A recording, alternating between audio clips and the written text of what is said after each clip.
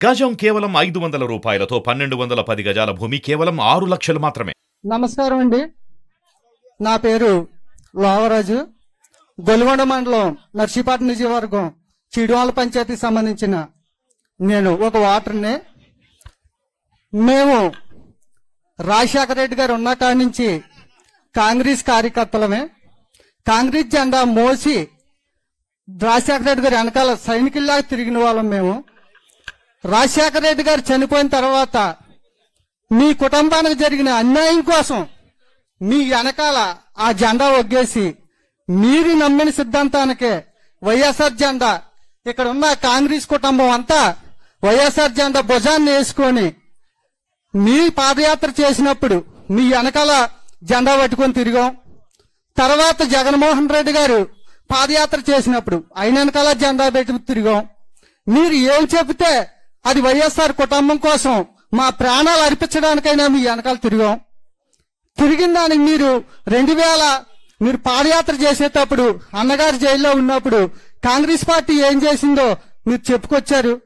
మీ మాటలకి ఏ కార్యకర్త కూడా వెనక జరగకుండా రాజశేఖర రెడ్డి కుటుంబానికి ఇంత అన్యాయం జరిగితే సామాజిక కార్యకర్తలుగా మన పరిస్థితి ఏంటని ప్రతి కుటుంబం కాంగ్రెస్ కుటుంబం వైఎస్ఆర్ కుటుంబం అయింది. అప్పటి నుంచి ఆ జెండా మోస్తున్నాం, మీరు చెప్పిందే చేస్తున్నాం. జగన్మోహన్ రెడ్డి గారి పరిపాలనలో ప్రతి పేదవారు అందరూ సుభిక్షంగా ఉన్నారు. పింఛనీలు వస్తున్నాయి, ఇళ్ల స్థలాలు వస్తున్నాయి, అన్ని రకాలుగా బాగుంది. ఈ రోజు మళ్ళీ మీరు కాంగ్రెస్ పార్టీలో రాజశేఖర రెడ్డి గారి పేరు చార్జ్షీట్ లో చేర్చారని చూడండి. మైక్ ఆపొద్దండి, మాట్లాడివ్వండి.